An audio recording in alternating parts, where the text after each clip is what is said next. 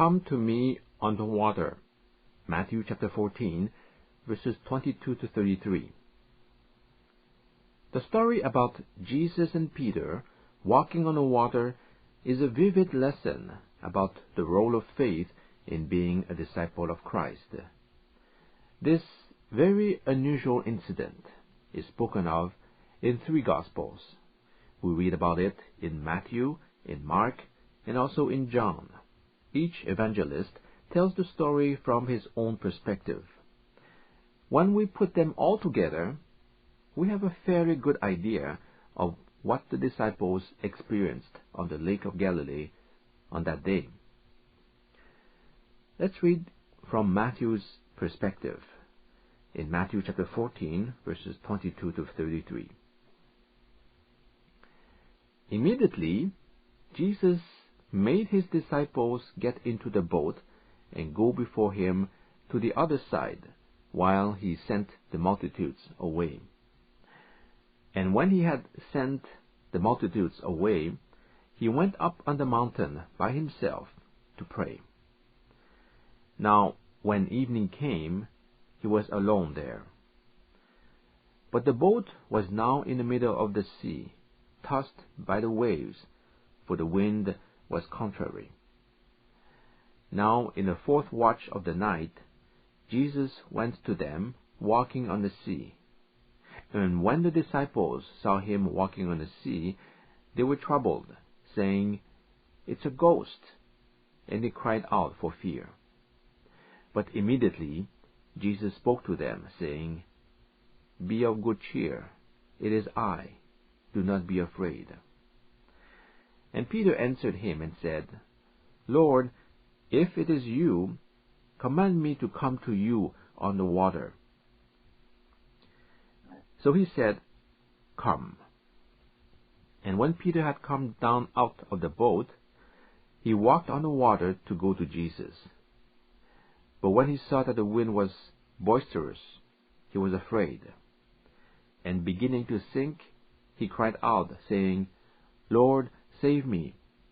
And immediately Jesus stretched out his hand and caught him, and said to him, "O you of little faith, why did you doubt?" And when they got into the boat, the wind ceased. Then those who were in the boat came and worshipped him, saying, "Truly, you are the Son of God."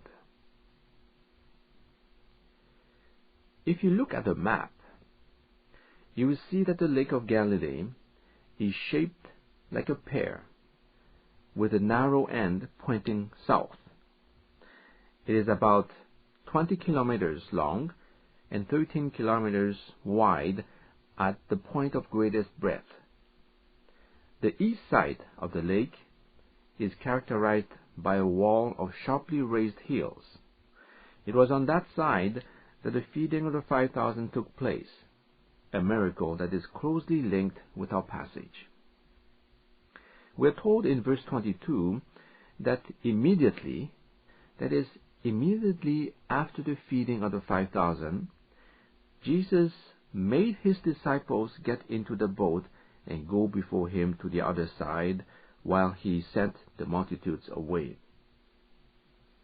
Jesus' sudden desire to dismiss the crowd and send the disciples off in their boat is explained in the Gospel of John. We learn from John chapter 6, verse 15, that when Jesus perceived that they were about to come and take him by force to make him king, he departed again to the mountain by himself alone. The effect of the miracle was so great that people believed him to be that prophet who should lead Israel in revolt against the Romans and establish a theocratic government. And the disciples seem to have been caught in the same excitement. Jesus is said to have constrained them to get into the boat, which indicates that they were not very willing to go. Jesus sent them to the other side. The other side means the west side of the Lake of Galilee, And that is where we find them arriving in verse 34. After the people were dispersed, Jesus went up into the hills on the eastern side of the lake to pray. In view of the temptation, when human honors were offered to him and almost forced upon him, he retired for private prayer. The people were ready to acclaim him king, but he knew that human proclamation was only the way of the devil. He had to secure salvation for man through death and resurrection. Nothing is better to keep the mind humble than to seek the presence of God in a lonely place. That is why he wanted time all alone to communicate with his Father. He prayed until the fourth watch of the night, that is, until 3 to 6 o'clock a.m. Habitual communion with God is a safeguard against temptation. In fact, it is impossible to remain strong and faithful to Christ without spending time alone with Him in prayer on a regular basis. This is one of the basic principles of spiritual growth and ministry. While Jesus was praying, a wind rose from the west. It was blowing across the lake. Picture in your mind the scene. The disciples are in their boat trying to cross the lake. At that time, a storm arose. Their boat was tossed by the waves. Verse 24. The word tossed, bazanizo, means to be pitched about with great force. The waves hit them with such violence that their lives were in danger. Moreover, we're told in the same verse that the wind was contrary. They were trying to fight their way up against the wind, struggling to move forward with little success. So, these fishermen rowed the whole night with all their strength, only to cover a distance of 25 to 30 furlongs, John tells us in John chapter 6, verse 19. 1 furlong is 185 meters. 30 furlongs is about 6 kilometers. We mentioned that the lake was 13 kilometers wide. This means that on the fourth watch of the night, they were right in the middle of the lake. The disciples must have been totally discouraged. We're cold and we are very tired now. We haven't had any sleep all night. We're stuck here in the middle of the Lake of Galilee and in the midst of a storm. If this storm continues to hit us, we won't be able to get to the other side. Maybe we should turn back and go with the wind. They were physically exhausted, having struggled against the storm for hours. Now, imagine this. It is about 4 o'clock in the morning. The storm is still howling. The waves are lashing against the boat. And because of the spray of the waves, it is very misty. You cannot see much, and you cannot hear much either. On the other side, the sky was beginning to get bright in front of the disciples. Remember that they were not canoeing, they were rowing. And when you row, you face the direction opposite to the one you're going. The disciples were moving toward the west, and so they were facing east. They could see the sky getting golden in front of them. Behind them, the sky is still black. And then, all of a sudden, out of nowhere, they saw something moving on the water. They saw a figure walking towards them. That was about the last straw for them. They were exhausted, they were struggling for their lives, and on top of all this, they were now face to face with something that did not look too natural. They were frightened, saying, "It is a ghost," and they cried out for fear. Verse 26. In their mind, it was a spirit or a ghost, because a human being cannot walk on the water. Given the popular belief that the sea was the home of evil spirits, they undoubtedly thought that the ghost meant to do them harm and that their death was at hand. And so they cried out in fear, until came a reassuring voice saying, "Take courage, it is I, do not be afraid." Verse 27. The expression, "take courage," is very typical of the Lord Jesus. He uses it 8 times, and nobody else in the New Testament uses that expression. Take courage. Don't be afraid. It is me, Jesus. The Lord Jesus gave assurance of His presence to the disciples. Yet, they were not quite sure that it was Him. Notice how Peter responded. "Lord, if it is you." If it is you. Why was Peter still uncertain? Because he was not able to see the face of Jesus. He recognized the voice, but he could not see who it was. Remember that it was the 4th watch. From this we know that it was dawn. Jesus was coming from the east, the direction the disciples were facing. The light is dawning in the east. Therefore, the light was behind Jesus. The man in the boat could only see a silhouette, a dark form against the brightening sky behind. Jesus' face was too dark to be identified. That explains Peter's hesitation. He could only see the shape of Jesus walking towards him against the dawning sky. Notice the rest of Peter's sentence. "Lord, if it is you, command me to come to you on the water." That seems to be quite an impetuous request. Why didn't Peter wait for Jesus to come to the boat? He hears Jesus saying, "It is I. Don't be afraid." And what does he do? He gets up in the middle of the storm and says to Jesus, "If it is you, call me to come to you upon the water."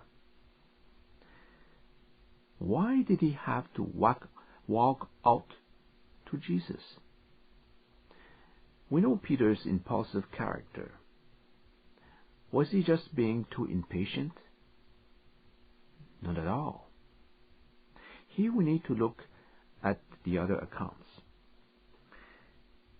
In the parallel passage in Mark, we have this very important detail. Mark chapter 6, verse 48. "And seeing them straining at their oars, for the wind was against them, at about the 4th watch of the night, he came to them, walking on the sea, and he intended to pass by them." The last sentence says that Jesus meant to pass by the boat. He was not walking towards the boat, but passing it. Why was he not walking straight towards the boat? One reason might be that he had regard for the fear of his disciples. These men were experienced sailors. They knew how to handle natural forces. But when it comes to a spirit, they could not deal with it. It was too much of a terror. And the nearer Jesus was, the greater was their fear, until Jesus began to walk by them. At least, if you see a ghost that is not walking straight at the boat, you can have some hope that you'll be safe. If he's walking somewhat past the boat, there's a good chance that this figure will not attack you in some way or other. And therefore, knowing how frightened the disciples were, knowing that his voice might not be enough to reassure them, Jesus did not walk straight at them in a storm. He walked by them. Peter recognized the sound of Jesus' voice, but not necessarily his face. It is much like when we pick up the phone and we recognize the voice even though we don't see that person. So, not having seen, but having heard that it was Jesus, and then noticing that Jesus was passing by, Peter said, "Lord, if it is you, command me to come to you on the water." Again, remember the context. The hours of struggle for survival against the storm. The fear that strikes a person when thoughts of death face that person. The state of shock from seeing an apparition. The Lord is passing us by. He's going to the other side, and we're going to be left behind in the boat. Please, don't leave me here in the boat. Take me with you.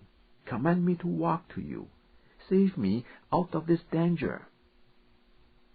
You see, it was not just a question of waiting a few more seconds and Jesus arrives in the boat. Jesus was passing by the boat. He was not coming to join the disciples in the boat. That is the reason why Peter asked the Lord Jesus to take him along. "I want to come to you. Please, Lord, don't leave me here." Peter was not thinking in terms of miracles. His mind was too occupied for that. He was in a hopeless situation, and he wanted to be saved. At that moment, his thoughts were on the love and power of Jesus to save him. Christ was his only hope for being saved from death. Jesus answered with one word, "Come." Notice that Jesus did not rebuke Peter. He could have said, "What a silly request. You think you can walk on the water? And even if you can, why would you do that?" No. He did not rebuke him at all. He simply said, "Come to me. By all means, come." And what does Peter do? Peter got out of the boat and walked on the water and came toward Jesus. Verse 29. Peter had faith that Christ could save him. Notice that Peter did not ask Jesus for a promise. "Lord, promise me that I won't sink." He asked for a command because he had learned that the commands of Jesus, when received with faith, make able people. And so, in obedience to the Lord's call, Peter got out of the boat and walked on the water towards Jesus.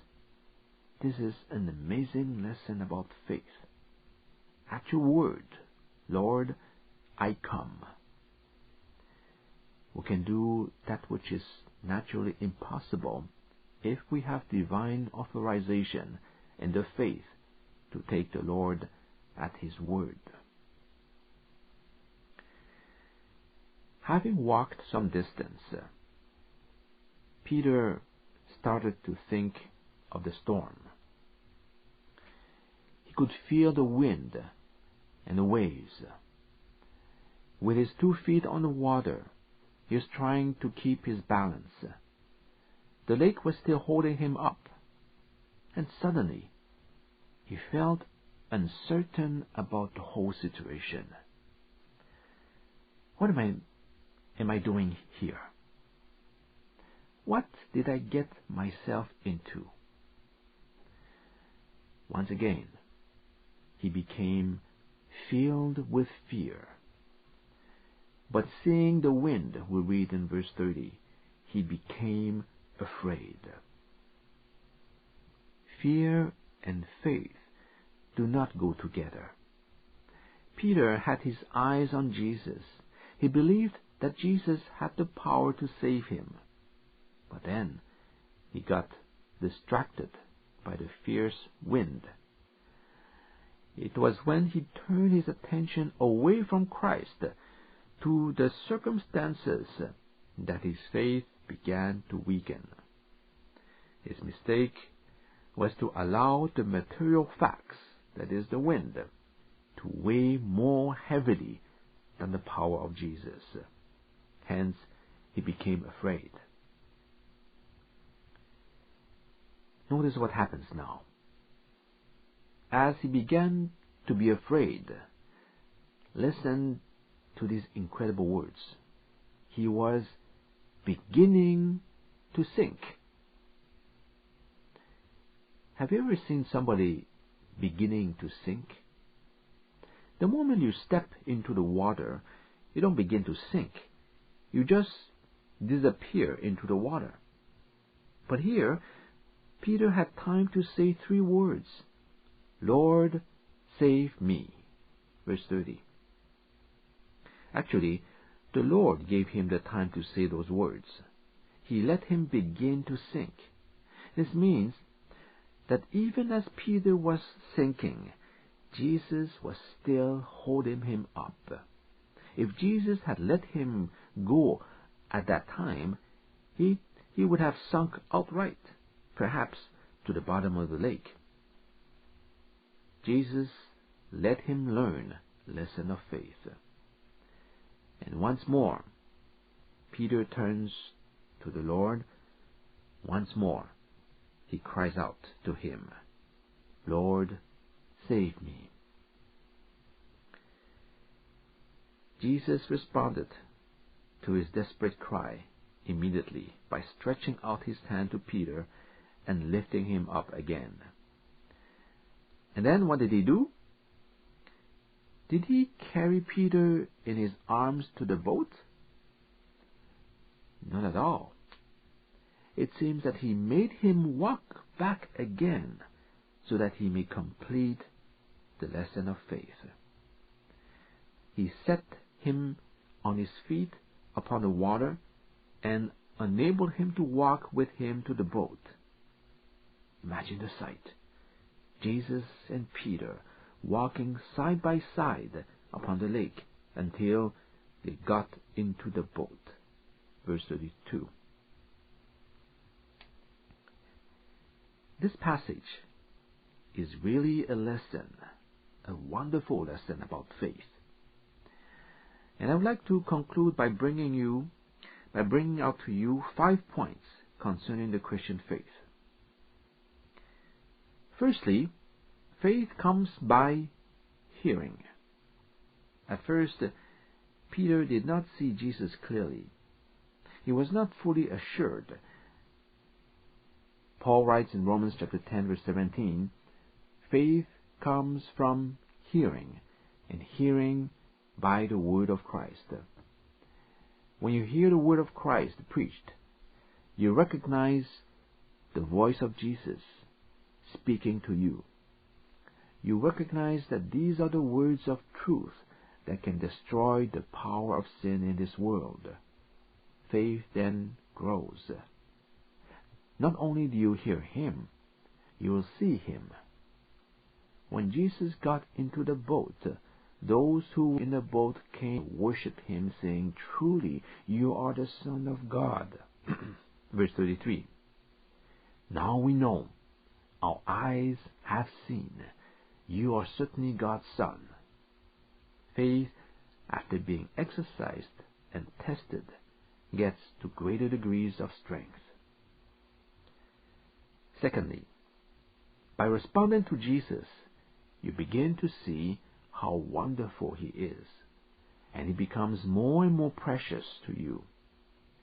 Jesus was so precious to Peter that he did not want to be left behind. If you're going, take me with you. I don't want to be separated from you. Where you go, Lord, I want to go. In 1 Peter chapter 2, verse 7, it is expressed in this way. To you who believe, He is precious. Jesus is precious. Is Jesus precious because you believe, or do you believe because He is precious? Well, both are true. The more you believe, the more you respond to His call, the more you experience His preciousness. And the more you experience His preciousness, the more you trust Him. Thirdly, faith does God's will. Notice that Peter did not just step out on the water and walk to Jesus. He said, "Command me to go to you, Lord." Peter understood that if Jesus does not call, you just don't do it. So he asked Jesus to tell him to walk. You see, faith is always about doing God's will, doing His command. But does that mean that faith is something mechanical and passive? Absolutely not. And this is the fourth point. Number 4. Genuine faith shows initiative. Peter did not say to himself, "Since Jesus did not call me, I will sit in the boat and wait." You do not have James right because you do not ask. James chapter 4 verse 2. Those who have faith are able to say, "Lord, ask me to do it, and at your command I will do it, even if it seems impossible."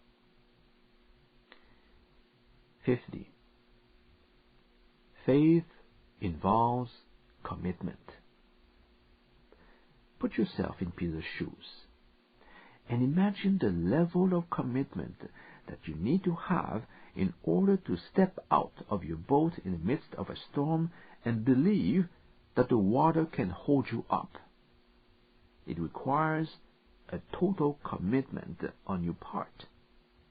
This is not a question of whether you can swim or not. Peter was not reckoning on the fact that he could swim when he left the boat. He staked everything on Jesus' one word, "Come." If Jesus was wrong, Peter was in big trouble. That is commitment. And faith involves that kind of commitment.